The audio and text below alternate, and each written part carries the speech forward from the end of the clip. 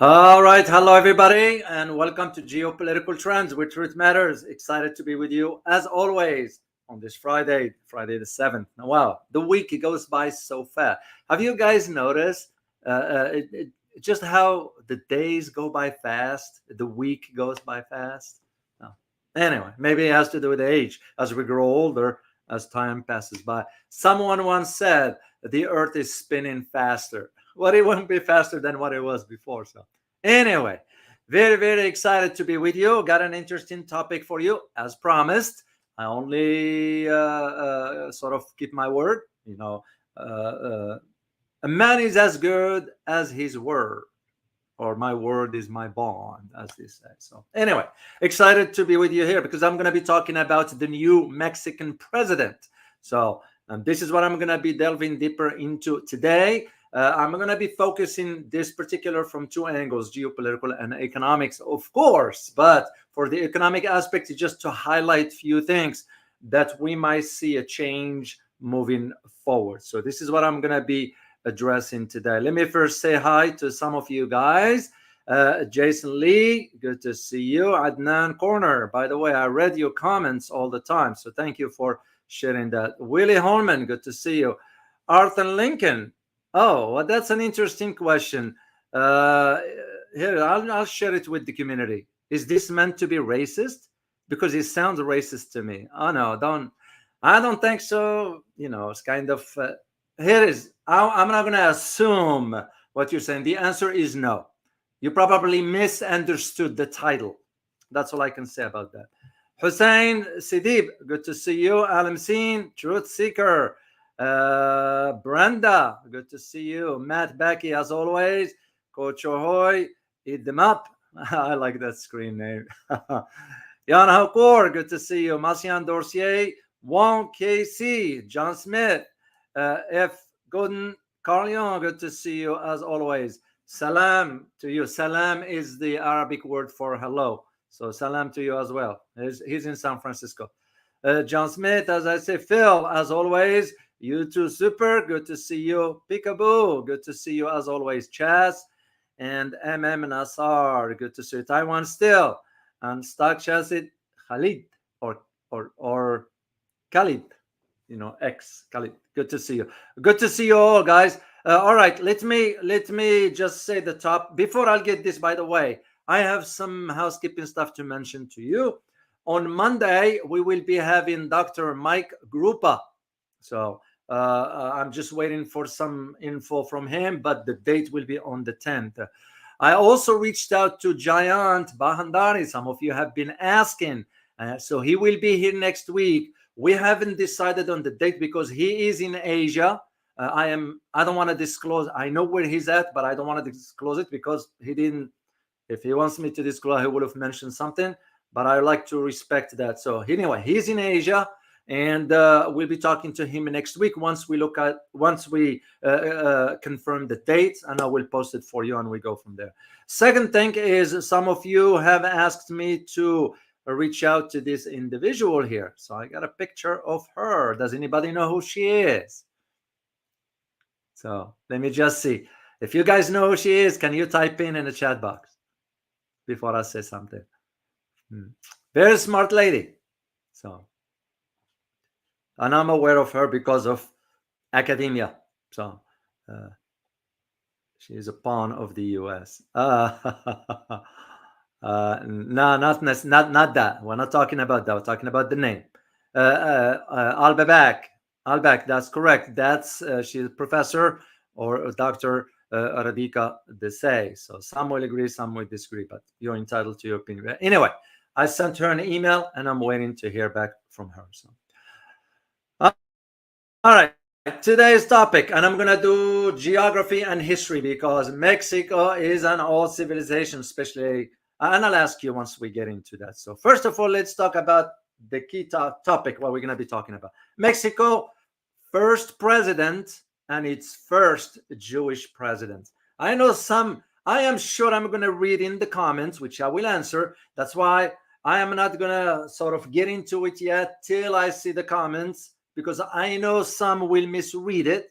I know some will jump into like what this individual in the chat box mentioned about racism here. No, it has nothing to do with that. So, because I don't think in those terms. So, but anyway, Mexico first president and first Jewish president. So the question is, what can we expect? So her name is Claudia Sheinbaum, and there's the questions that I prepared. Just I thought as I was thinking about reading a few articles here and there and searching about the background and all that, those questions came to mind. So the first question is, what kind of foreign policy she's going to embark on? We all know how always Mexico tends to approach its foreign policy, right?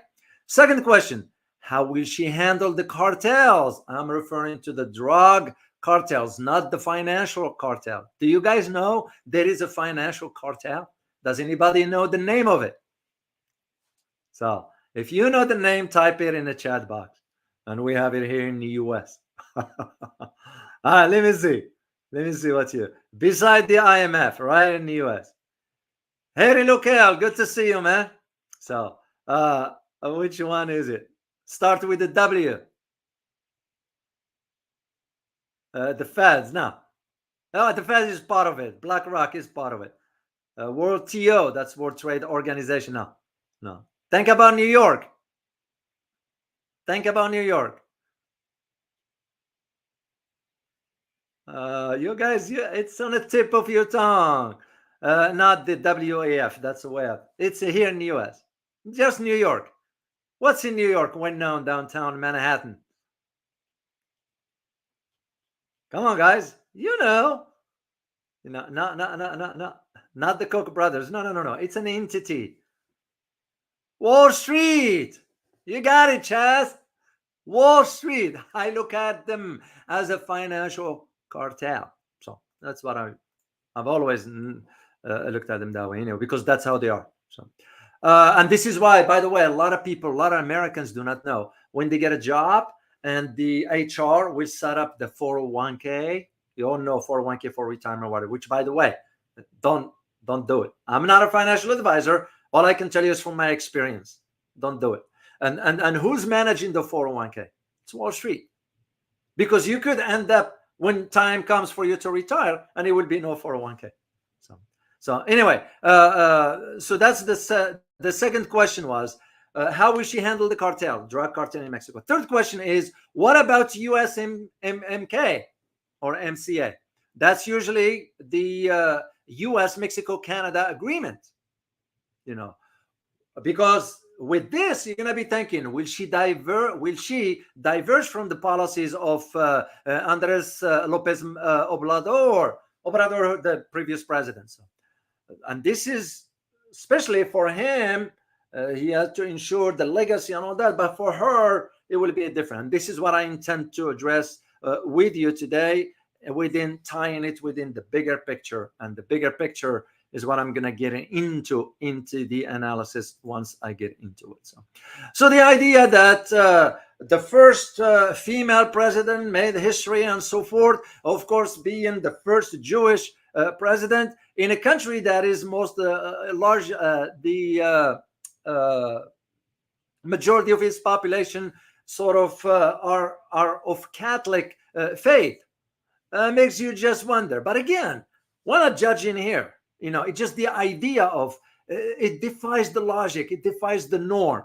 That's like you telling me you go to Malaysia, okay? And Malaysia or Indonesia being the largest Muslim countries, right? And the Malaysians or the Indonesians, and this is just a hypothetical, will vote for, let's say, a Protestant or a Jewish or some Buddhist or whatever.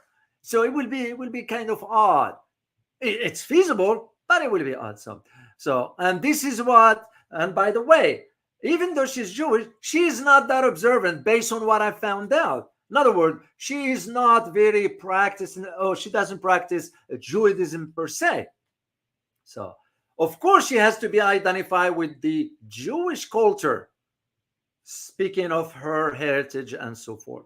And this is part of what I'm going to get into this to provide you an insight into how this kind of beliefs or values, whatever you want to call them, might end up reshaping her thinking regarding foreign policy. You all remember, for example, when former president, I don't like to call them former president, George W. Bush, that he said that it was God that told him to go and spread democracy in the Middle East. Well, that's nonsense. Whether you believe God or not, or however you perceive God to be, I respect your values, whatever.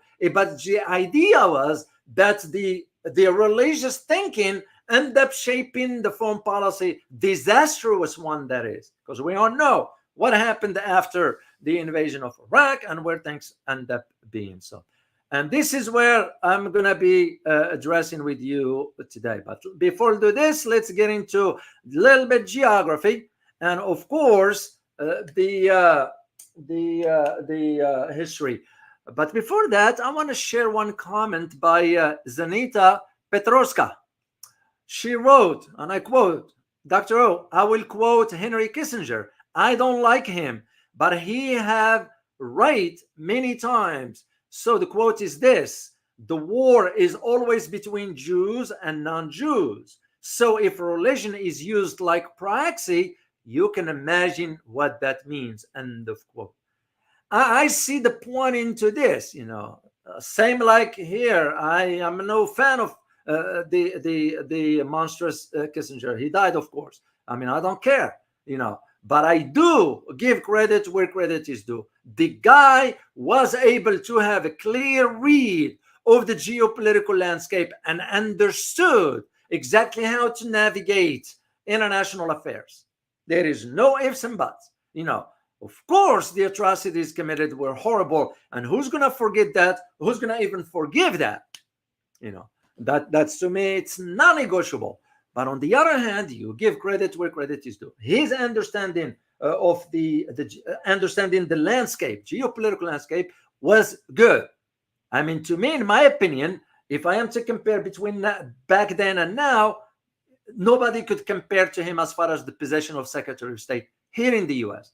We're not talking about what the atrocities, whatever. We all know that is so. But just to highlight this and to tie this one to the new Mexican president, it will be the same argument. Might not be to the same extent, but it's the same argument. So, all right, let's get into geography. I'm going to share the map. By the way, some of you mentioned yesterday that the map did not have something when I was talking about India. That's the reason why I share with you what I share.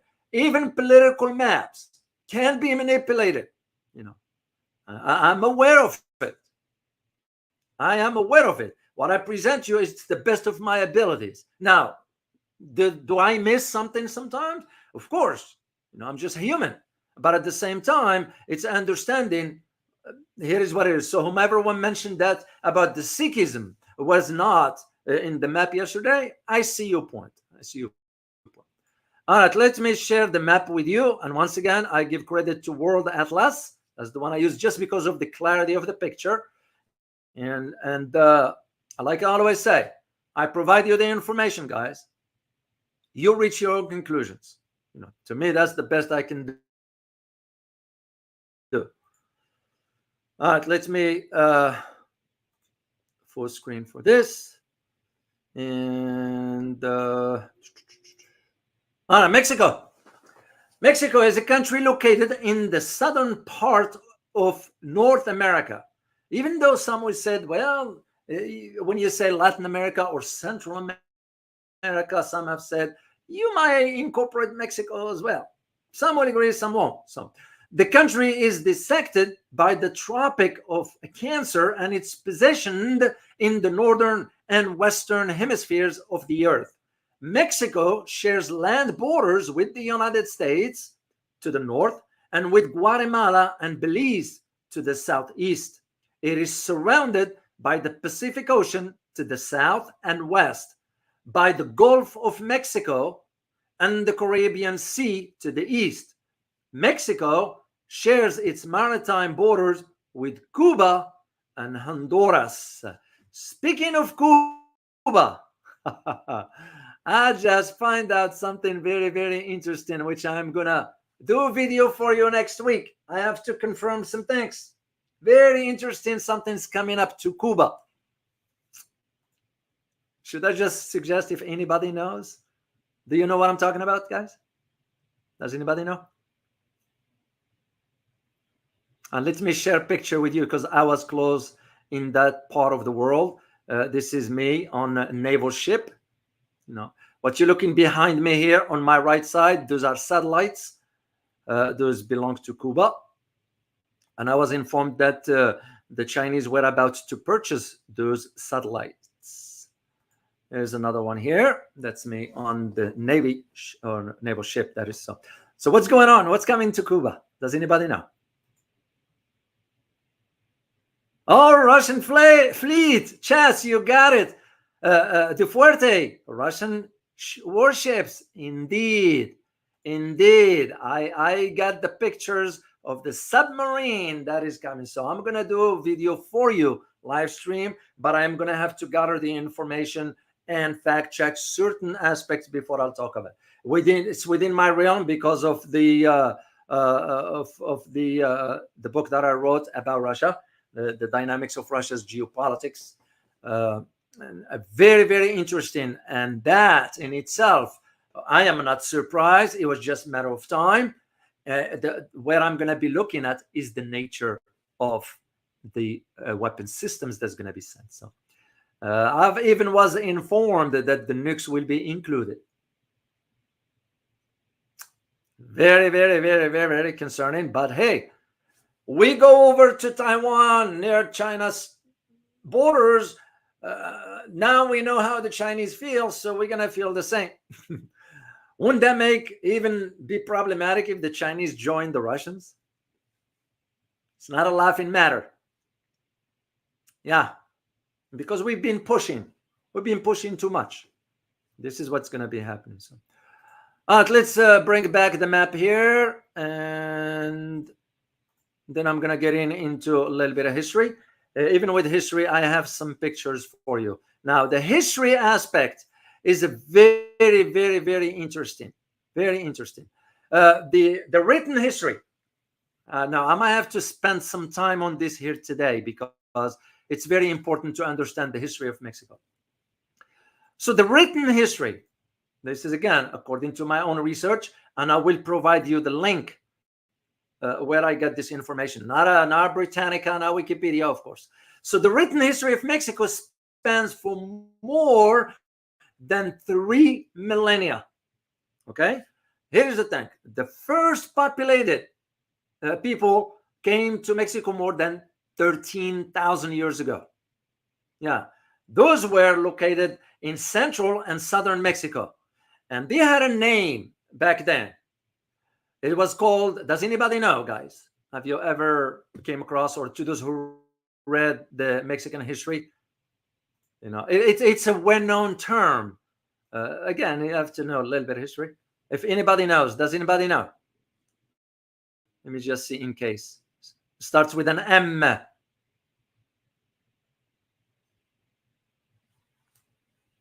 No. Aztec later. And I'm going to talk about this, John. Aztec later. Yeah. It's not a lot of people know about it, but it is known in history, if you know. It's called Mesoamerica. That's why it was known. Those are the first, because when you think about it, Texas never belonged to the United States. So Mesoamerica, that's what it was known. And that one saw the rise and the fall of a complex indigenous civilizations.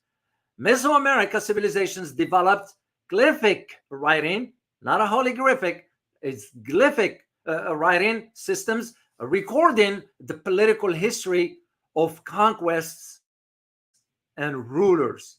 This is what's important to understand. So I'm going to go through the history of it, even though it might be a little bit lengthy, but it's worth your time. And trust me on this when I say it.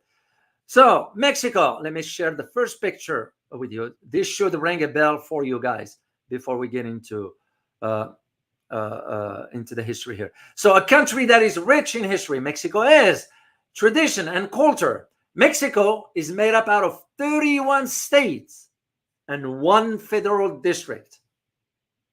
And Mexico is considered the 3rd largest country in Latin America. If you notice, they didn't say South America or North America. Latin America, and has one of the largest populations, more than 100 million people, making it the home of more Spanish speakers than any other nation in the world.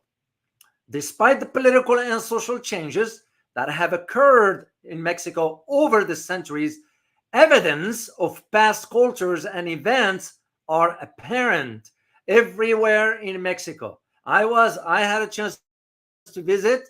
I was the last time I visited San Carlos, and you can just see the ancient history there, even though it wasn't in comparison to where the Aztec and other civilizations, or the Mayas for that matter. So many of Mexico's rural areas are still inhabited by indigenous people whose lifestyles are quite similar to those of their ancestors. So here is what I need you to understand is the pre-Columbian ruins still exist throughout Mexico, including the ancient city of Teotihuacan and the Mayan pyramids at the Chichen Itza and Tulum. So reminders of the colonial past are evident in the architecture of the town, like Taxo and Querétaro. So this is what's important. So the picture you're looking at, goes way back. And by the way, we give credit to the picture to Getty Images. That's very, very important to us. So the early history of Mexico will have to go back to the Olmecs. Olmecs is known to be the first known society that settled in the Gulf coast near what is now Veracruz. It's a well-known place in Mexico. So remember, it was remembered for the giant head sculptures they carved from native stones. The Olmecs had two main population centers.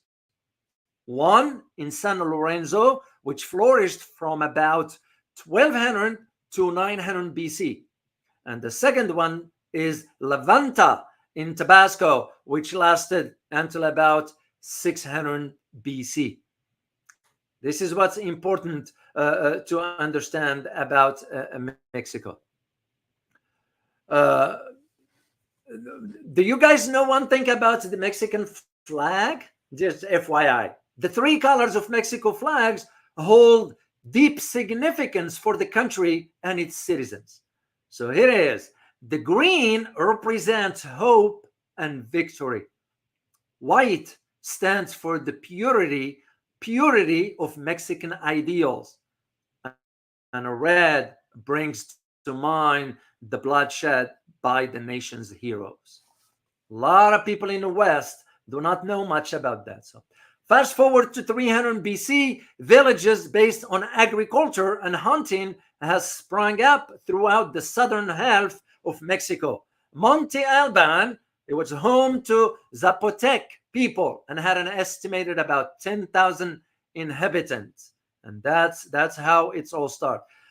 I'm going to just move because it's so long, and I'm going to provide you the link, guys, because I wanted to move you to the empire of Teotihuacan. Teotihuacan was overthrown in the 7th century, but the spectacular city survived today. If you go to Teotihuacan, it's very, very important. What comes after that? The Mayans. The Mayans, widely considered to be pre-Columbian America, most brilliant civilization. Why? Because it thrived between approximately 250 and 900 AD. Here is why they were very, very sort of a brilliant civilization. For two things. And I'm going to ask you guys, does anybody know? Two main things the Mayans were known about. At least from some historical record. Does anybody know? Let me just see what you guys come up with. Astronomy, that's part of it. There's two other ones that I am looking for.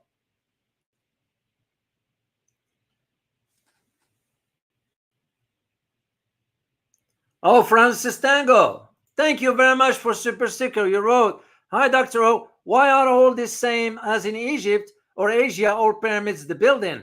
Extraterrestrial, maybe. This is a conversation we're going to have with Michael Horn. I didn't forget about this. And you are right. If you look around the world, you see in pyramids in Africa, Egypt, that is, you see the same thing. I found out some places in Asia, especially in China, out of all places, some of them in Vietnam, Latin America and so forth. Yes, you are absolutely correct. There is a reason to all that. All right, let me see. Beside astronomy, okay, beside astronomy, they were known for the ones who developed the calendar and the writing system. Those are the two main things. The third item was they built cities that functioned as hubs for the surrounding farming towns. So, and the ceremonial center for the Mayan cities features a plaza surrounded by tall temples, pyramid, and lower buildings called palaces. So I have a picture. I'm going to share it with you guys of one of those civilizations there. Right here, guys. Check this out. Once you notice, once again, the pyramids are part of that. So, and that's why the Mayan civilization was very, very, very important. So now religion played a central role in the Mayan life, and altars were carved with significant dates, histories, and elaborate human and divine figures. The Mayan civilization, of course, collapsed in early 10th century, likely due to overpopulation and the resultant damage to the ecological balance. Then what comes after the Mayans? The Toltec civilizations also influenced Mexico's cultural history. Historians have determined that the Toltec people appeared in central Mexico near the 10th century and built the city of Tula. And by the way, guys, some institutions here in the US, they don't want to refer to that. They don't want to disclose this kind of information to prevent the masses from understanding how old the civilizations are when compared to where we are today. Because for us in the United States, we're about 200 plus years. What is that in comparison to the Mayan or the Toltec civilizations and so forth? So the Toltecs performed human sacrifices to appease the gods, because that was a ritual for them. And one of their kings, Zacatlipoca, is said to have ordered mass sacrifices of captured enemy warriors. So, and that's just part of certain history back then. Then you move to the Aztec. Aztec is the last of the pre-Columbian Mexico great native civilization. And this one rose to prominence in the Central Valley of Mexico around 1427 by partnering with the Toltec and the Mayans.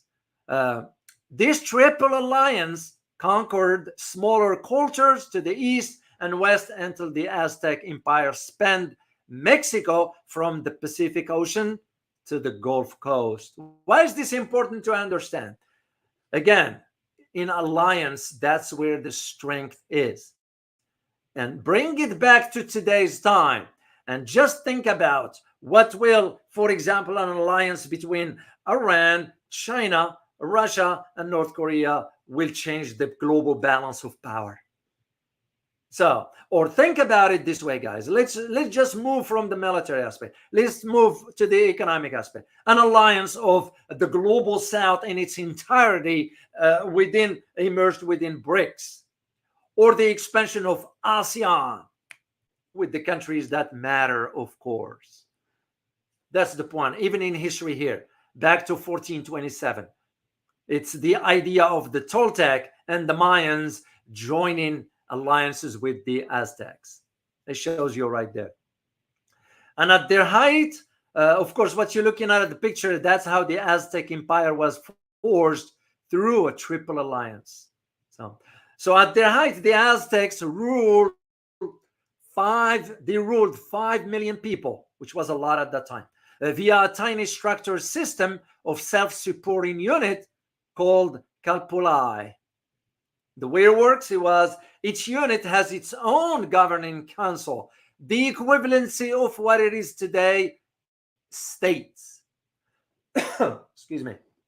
States within. That's why Mexico has 32 districts, almost like the equivalency of states or states, whatever you want to call them, that is. So, and those each unit has, as I said, its own governing council, its own schools, its own army, its own temple and land.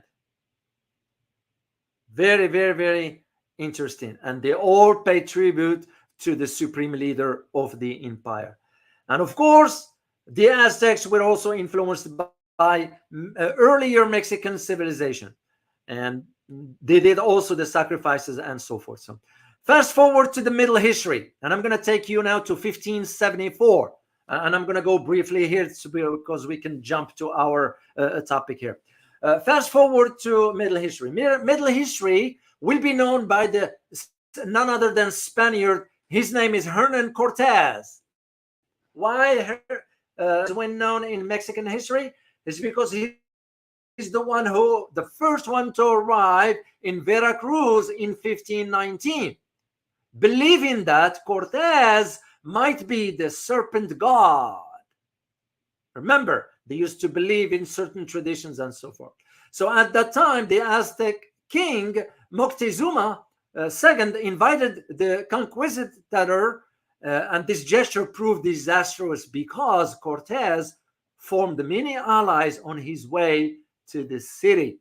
So Cortez, the bottom line to it, Cortez has already a plan in place. So in May 1521, Cortez and his followers attacked and conquered the Aztecs. And Cortez then colonized the area and named it Nueva España, the Spanish name for New Spain. This is why sometimes this said the historia is more importante para México, because it has like sort of the aventuras, secretos, and amores. They all fall within the same history that's going back into Mexico. Fast forward to 1574. What happened in that year, guys? You should know this. 1574. Let me see again. If you can type in the chat box.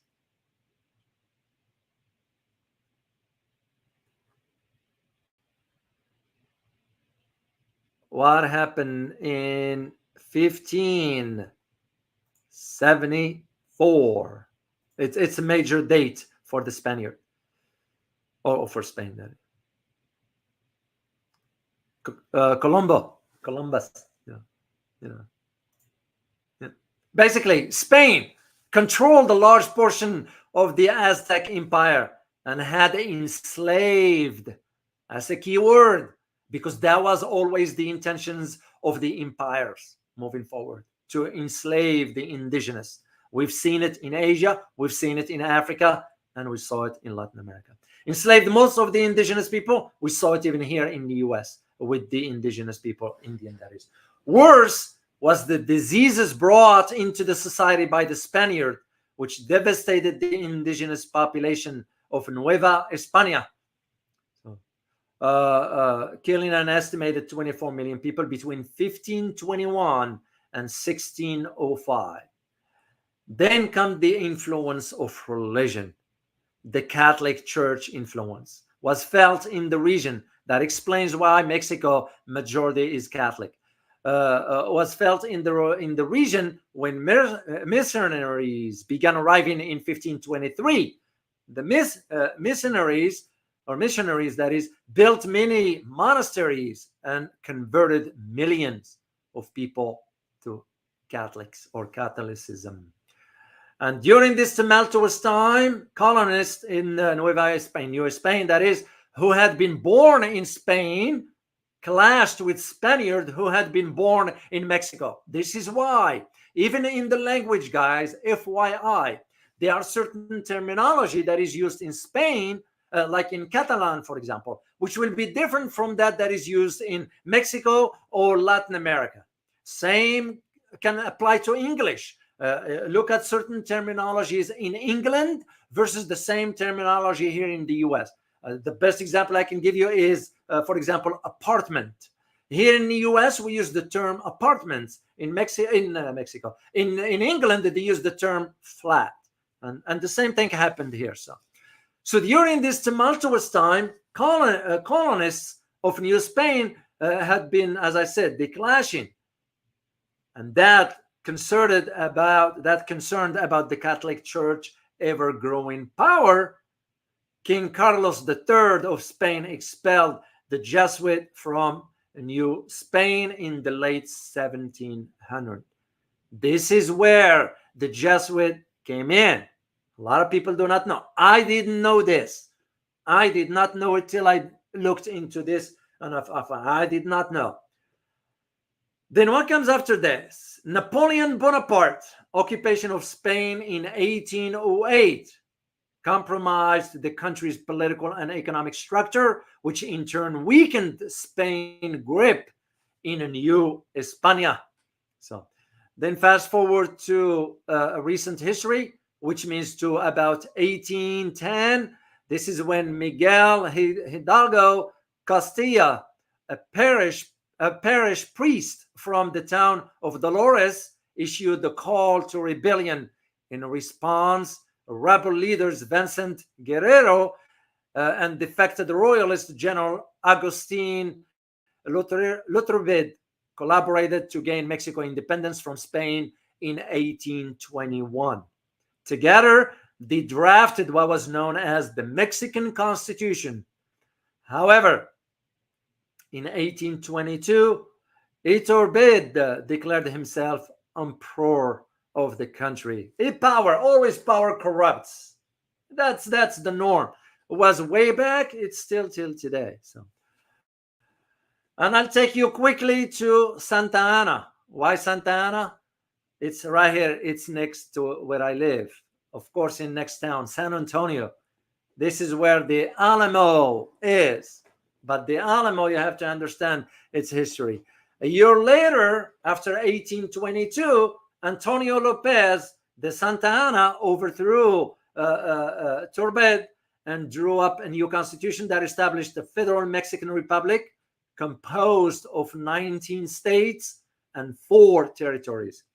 And from 1823 to 1836, Santa Anna served as president, squelching Texas' stands for independence in the Battle of the Alamo during his last year in office. He was later defeated by American forces during the Mexican-American War, and by 1855 had gone into exile. Following Mexico's occupation by the French in the mid-1800s, Porfirio Diaz served as president from 1876 to 1909. And even despite the ushering of the industrial age and greatly improving the country's infrastructure, Diaz was considered by historians as a dictator who bestowed political favor on the very wealthy citizenry, largely ignored the poor, and ruled ruthlessly by force. We all know what comes after this, right? The Mexicans tired of the imbalance.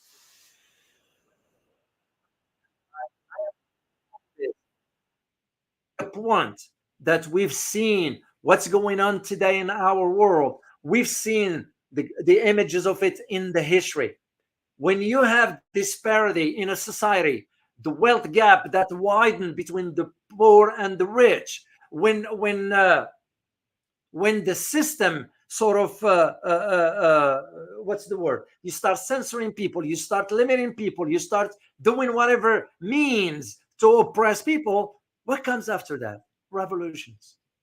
That's exactly what happened back then.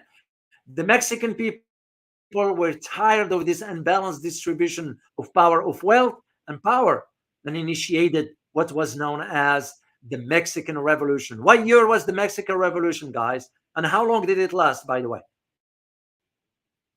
Once again, it's known history, and I need to make sure you guys know this one here, just for your own conversation. This is not about for your own knowledge. What year was the Mexican Revolution, and how long did it last? Francis Tango, Borg Ninja, you guys got it. 1910, and it lasted for about a decade, and it was about the loss of wars are never pretty picture. No, not it's not just civil war, any war, any war. It's never pretty. So what happened? 1934. This is when Lazaro Cardenas became president and reestablished the ancient ejido system. This is where they established communally shared tract of farmland, meaning that everybody will benefit. And the system benefited both the citizens and the economy. Of course, what came after that, World War II further stimulated the nation's development through the development of roads, the building of factories, and the establishment of irrigation system. So where Mexico today, just briefly here, fast forward to 1990, actually, due to negligent legislative assistance, because there's a lot of corruption also in Mexico. Not just Mexico, every country. The state of Chiapas exemplified the problems caused by financial imbalance.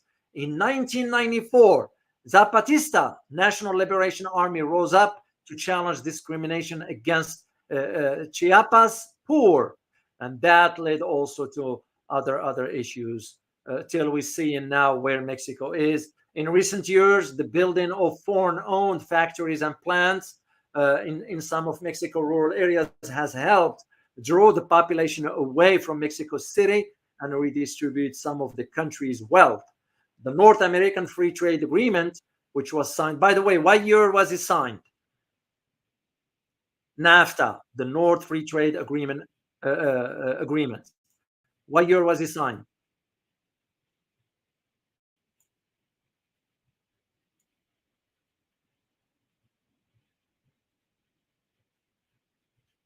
Let me see what shows. Eat them up. You're right. 1994, when President Clinton was former president, Slick Willie, as he's known here, was in power at that time. Was in the office. So free trade, of course, till Trump changed it in 2020, I believe, or 2019, somewhere around that time. So. But the Mexican economy remained fragile. Despite its problem, the Mexican economy, with its growing industrial base, abundant natural resources, and a variety of service industries, remain important to Latin America. This is why it's very, very important for you guys to understand why history matters when it comes down to Mexico, and also to understand the resources that Mexico has, the population, the young population that it has, over 100 million people, the large markets, and so forth. You can see why we didn't like the fact that when Mexico mentioned about BRICS, we threatened them to invade. You know, it's like, who gives us the right to even say something like that? Because they ain't right. Mexico is a sovereign state. We shouldn't be saying something like that. That's, to me, a sign of the fractured foreign policy, because words tends to turn into policy. Words tends to exemplify and reflect really how logical the foreign policy of a country is.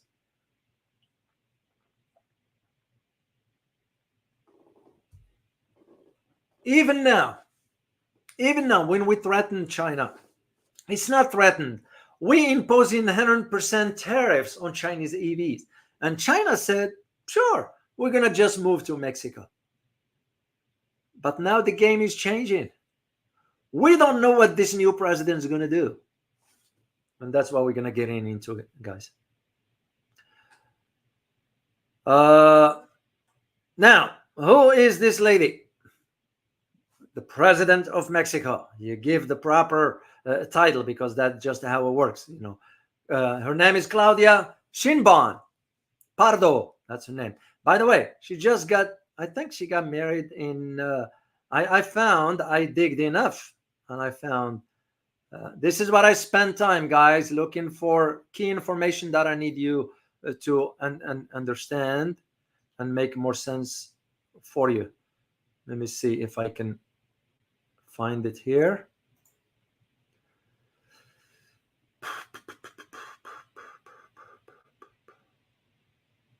I don't know where I put it now. I got so many windows to open and look for information. So, but anyway,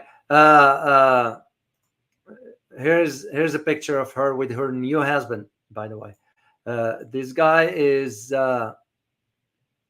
they got married in 2023, just last year. So, because back in 1980, she was dating someone and things didn't work out.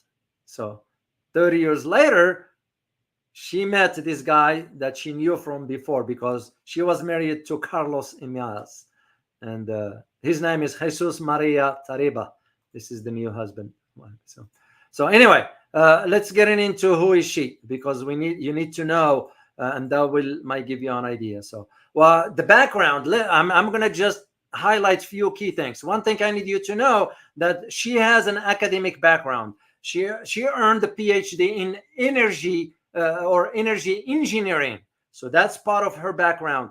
And she completed her work, meaning her PhD dissertation. She completed that at California Lawrence Berkeley National Laboratory. So, of course, she got involved in this climate change stuff and won the Nobel Peace Prize in 2007, which with Al Gore, which we all know it's nothing but a hoax. I don't believe in it. This is me, my opinion. You believe whatever you want. It's because I kind of look at history, the trend in history. If you look at the history of the earth, this is where history is important.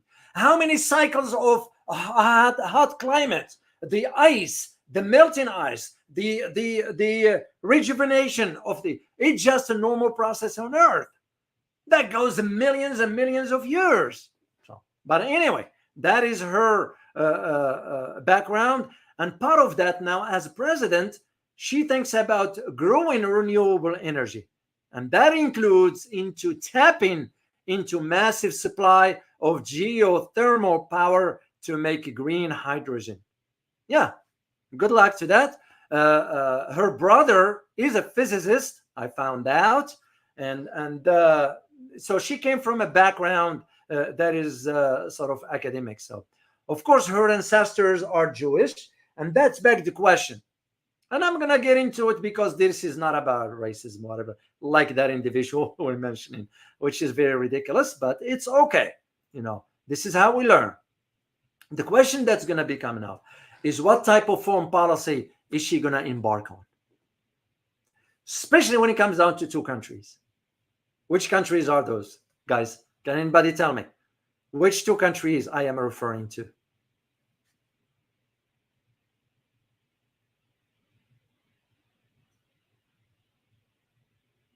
De Fuente, Mexico does have oil. So Taiwan still, you got it. US and China. Because that's what a lot of people do not know. I don't claim to know. This is why I do the analysis, just to highlight to you. So now I'm thinking in terms of what this 61-year-old is going to be doing, given that she won the elections by about 58%. So of the vote, okay, of Jewish background. Again, nothing against whatever.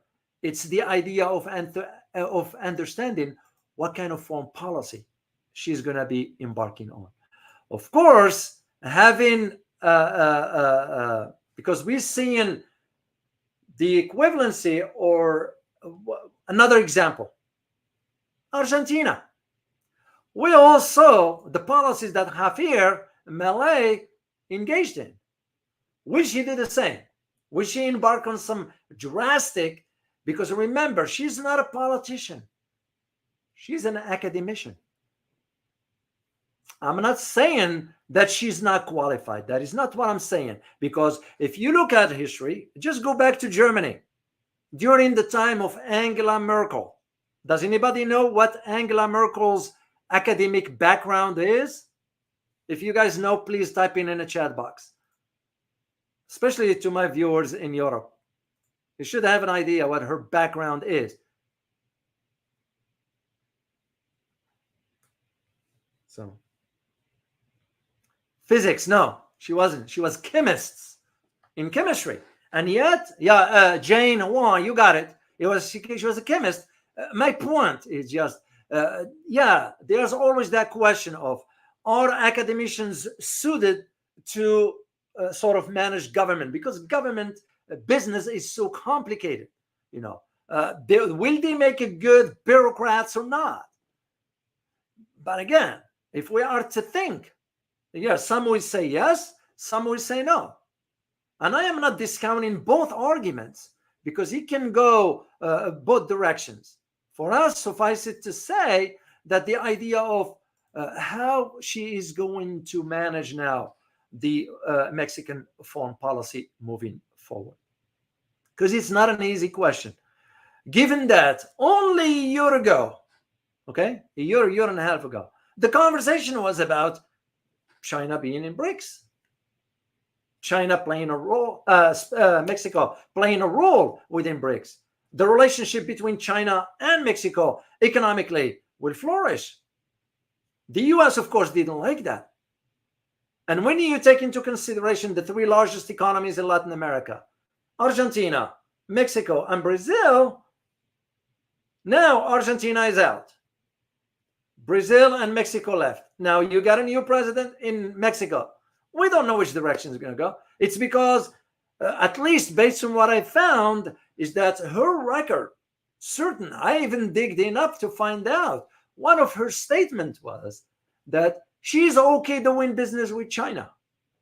Maybe good, maybe not.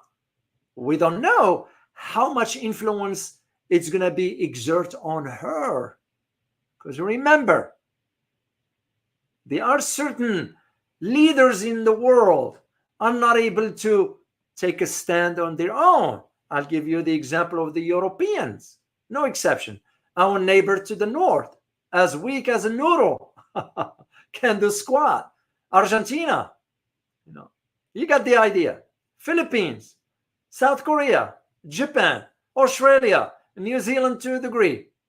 You got the idea. So Mexico now, we will be wondering. So on the other hand, she has to think in terms of, well, okay, if you want to increase the economic outlook or productivity in Mexico, and you happen to be an environmentalist, bringing China's EVs into Mexico would make perfect sense. On the other hand, the optics of it. Does Mexico have the infrastructure? This is why we decided to impose 100% tariffs on styrene, of course, which is not true. That's what the government's saying. I mean, are you going to trust the government? Like I always say, trust the government at your own peril. So we're saying that, because we want to defend, this is what the government's saying. They defend the auto workers in the US. That's baloney. That's nonsense. So it's the same argument is going to be made about how she's going to manage this relationship moving forward. And this is why you have to focus about what this election of Claudia is going to mean for the United States. Because two main things you're going to have to think about. If you are an American, you're going to have to think this way. Immigration, that's one, because our borders in the South, it's disastrous. And second is drug cartels. Of course, we know that we are letting drugs moving into the US. It's by design. Because who introduced drugs into America in Southern California back in the 70s? You all know, right? That shouldn't shock you. But still, it doesn't limit us from stating the question, how will she govern moving forward? Because it's very, very important to understand this one here. And the second thing is the idea of the drug cartel. If you only know anything about that, they are very powerful in Mexico. Even the government cannot take on the drug cartel. They know that. We couldn't. We've been talking about drug war, war on drug rather, since the 80s. I remember billions of dollars being spent on it. Even some who work for the DEA, the Drug Enforcement Agency, DEA, we're in cahoots with the drug cartels. So that's just but for me personally, the focus is going to be on those two aspects of it. And within this comes the idea of what's going to be happening to the north, to the what we call it, the U.S. Mexico Canada agreement. So because we all know this one was that the former President Trump, he's the one who pulled the U.S. out of NAFTA and changed the terms, which to me, like, well, wait a minute. You can't change horses in the middle of the race. Same thing we did with the nuclear deal with Iran and so forth. So now the important aspects of all this, the timing of it, you look at Mexico, you look at South Africa, and you look at India. You know, all of them considered emerging markets, right? Some will even use the term about being heavyweight markets. Now you decide whether you will agree with that assumption or not. And this is going to now change the dynamics. For example, for the Mexico currency, the pesos, what it's going to do, because the pesos fell by about 1.5%. So just recently. So, and that took a deep dive of nearly about 5% in recent days. So, same thing for South Africa, the Rand Corporation, same thing with the rupees in India. All this highlight the idea of the complexity of now this new president, which we don't know much about her foreign policy stand. Where does she stand, for example, on on this Ukraine war? Where does she stand on the US sanctioning the ICC? Where does she stand on the jurisdiction of the ICC? Where does she stand on BRICS? No. We don't know. We don't know much. Of course, you're going to read articles that said, oh, she said this. For me, personally, and because you are here in this community, I got to warn you, do not consume quickly what you might be reading soon, because what is going to be coming soon is to try to put a rosy picture. Remember, she's an academician. No, I am yet to, and I'm still going to be looking into really where she stands on these complex issues. Even within the energy aspects of it, Mexico produces oil. You know what they're going to be doing with the U.S. regarding energy. So the daily transactions. I mean, we have automobile factories in the U.S. that are opening plants. Ford is has opened the plant in Mexico. So all this means a lot moving forward. And the like two things I said, immigration is going to be one of the issues. Where things are going to move forward, I don't know. Then you think about foreign policy. How is she going to manage the changes on the global economy? Because Mexico will play a role one way or another. But still, if they want to be part of BRICS, how could they? Will the U.S. pressure Mexico? You know, and this has nothing to do with, like I said earlier, let's put aside being the first Jewish president. Will that come? We'll find out later. Maybe, maybe not. I don't know. And I don't want to speculate, and I don't want to jump to conclusion till I get the facts. That's just the way how I see it. So because it'll make more sense to look at it that way. So there is a lot to cover. there is a lot to cover into all this. It's because when you look at, for example, in a reform she's going to embark on, in a reform, other countries are doing the same. You look at Indonesia, you look at Russia, you look at Turkey, you got the idea. So we don't know.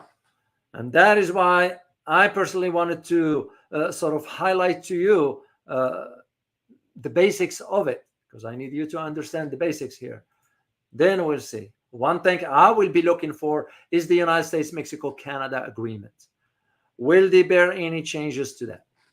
I don't know, because we're talking about the changes within the global economy in the 21st century. So are these going to be changing again? I don't know. For us, the US, if we change this one from what it was in 1994, in 2019, we went to this new one. It's because the USMCA, US, Mexico, Canada, the total estimation for the trade reached about $1.8 trillion in 2022. So I don't know. I understand how the manipulation of the numbers can be, especially you look at, for example, for inflation for us here in the US. Oh, the inflation is not high. And we know it's the government is lying. You can't trust the government. So it will be very, very interesting to see how it's going to move forward. So, all right, guys, I am going to stop right here because that's all I have to share with you. If I don't have anything of substance, you know the drill, right? We don't waste time. So I will be working on the two other topics, but the ones regarding Cuba, because that requires some very digging, if I may use the term, to ensure the accuracy of the information I'm going to share with you. And we'll just go from there. So remember, next week I will be having on Monday Dr. Mike Grupa, and of course I sent the email to Dr. Shida Desai, waiting to hear from her. And Giant Bandari will be next week, but we don't know the dates yet. So I'm waiting for his email and just go from there. So I want to take this opportunity because I need to say thank you to Michael. Michael became a new member on the Buy Me Coffee. Thank you so much, Michael. Truly appreciate your support. And speaking of that, I'll take the opportunity to thank Osiris, of course, TC Kwan, Ronan Julie, those are in New Zealand. Thank you so much. Noel and his wife, thank you so much. Ray, thank you so much. American Citizens, Army with Harmony, that's the one for you guys to know. Thank you so much for your support. Danny Chu and Hor US Oasis BB, thank you very, very much for your support. Truly, truly appreciate it. Should you decide to support the channel, here is the link, and I will be very grateful to you for that, because you know how it is. That's what I do for you now. This is the link. By the way, hit the like button, guys, please, while you're remembering. I would greatly appreciate it. So, all right, let me take a question or two from you guys, and we'll just go from there. Ninja, you say, thank you, Dr. O and panel, for today's live. You're most welcome, and appreciate you being here. All right, let me look. Andreas, you're most welcome. Matt Backey, let me take a question from Matt. Doc, is Venezuela election around the same time as Iranian elections? Could you add that to the list of videos to make? Yeah, we could. Why not? I did look into it, I'll admit it, and I have to check into that and go from there. Yeah, it's feasible. The possibility is there. So, all right. Let me see if there are any questions there. And we just go from, I don't know if I'm going to do live stream tomorrow or not. No decision is made yet. Remember, I've been doing this every day now. Sometimes it's nice to take a break. But also, I don't think in these terms. I think in terms of the responsibility. Once you embark on something, you have to give it 110% effort. or not at all? You don't do half-ass job. No, you don't cut corners. No, you either do it the right way or not. Simple as that.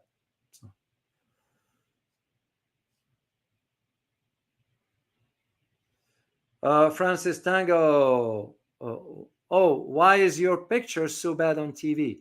What TV? I don't know if I'm on TV. I don't want to be on TV. I don't know. I don't know what that is. Unless you play in the videos on TV, I think. But I don't know. I don't watch TV, so I don't. Okay, I'm looking to see if there is an answer, question there. Oh yeah, fight back. I'm glad I saw IMF, because there is also a conversation between IMF and Mexico. We all know what it means, right? So we all know what it means. And to me, it was already disturbing, the picture of the president of Mexico with what's his name from Black Rock. That just to me was like, oops, I can see where this is going.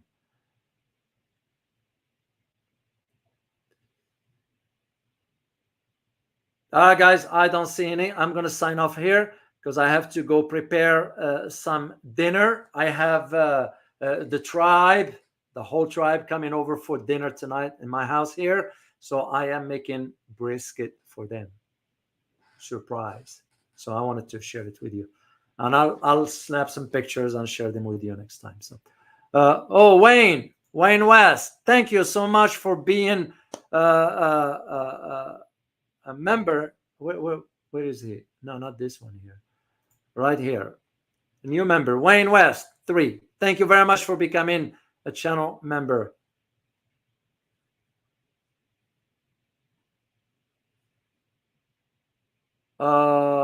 Okay, David, you wrote the resolution from your video is very low quality. Yeah, it's not.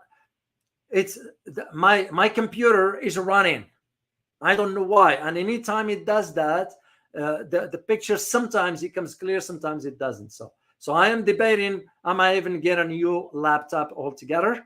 But I see what you mean now. I see what you mean. Thank you for clarifying, David. Sure, I appreciate you. Okay, guys, I hope you find this video informative, and I look forward to seeing you next time. As always, remember, geopolitics impact your daily life in more ways than one. Till next time, bye-bye.